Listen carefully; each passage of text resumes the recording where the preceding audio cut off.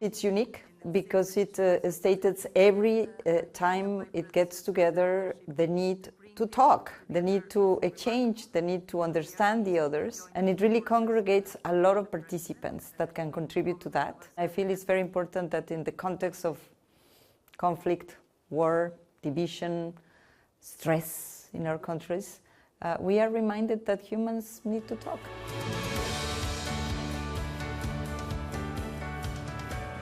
Over 700 participants from 110 countries came together in Baku for the 6th World Forum on Intercultural Dialogue.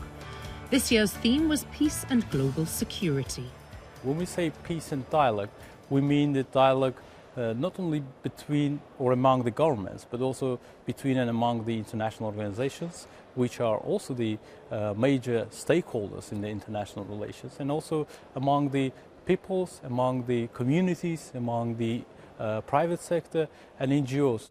Azerbaijan President Aliyev attended the opening of the 3-day forum and reflected on the success of the Baku process, a global strategy for intercultural dialogue. As well as war and peace dominating the conversation, other debated issues included poverty, education, gender inequality and migration.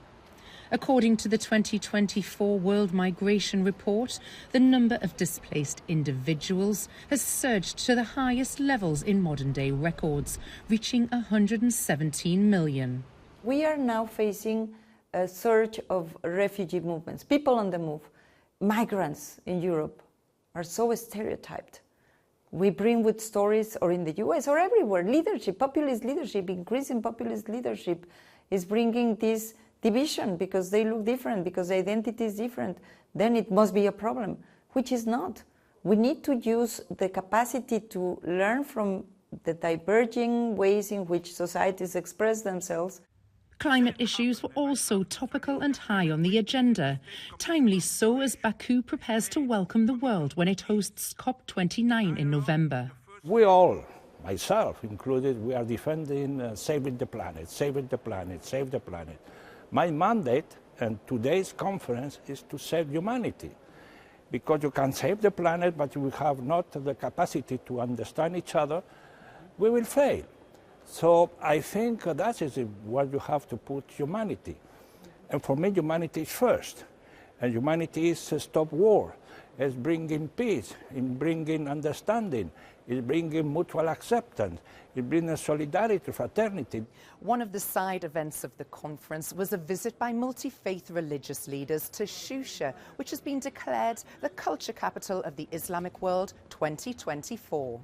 The intercultural dialogue in Baku is important in terms of the will of Azerbaijan itself to promote its multicultural way of life to the entire world. The very way that implies coexistence, cohesion and mutual respect of different cultures, religions and denominations. I am a sheikh, a Muslim, but I often visit churches or synagogues in the same way. Christian and Jewish leaders visit us and each other, and we are always together. What you are seeing today at this event in Shusha is a reflection of the state of things in our society, where we, representatives of different religions, live as one united family. The idea and need for a more connected world was also welcomed at the forum. There are many connections that we need to form between practice and academia, between private sector and civil society, between state and non-governmental organizations. You may not be able to respond to these challenges overnight, and it's really difficult to see the results that quickly. But let's face it, we spend years, decades to kill each other, right?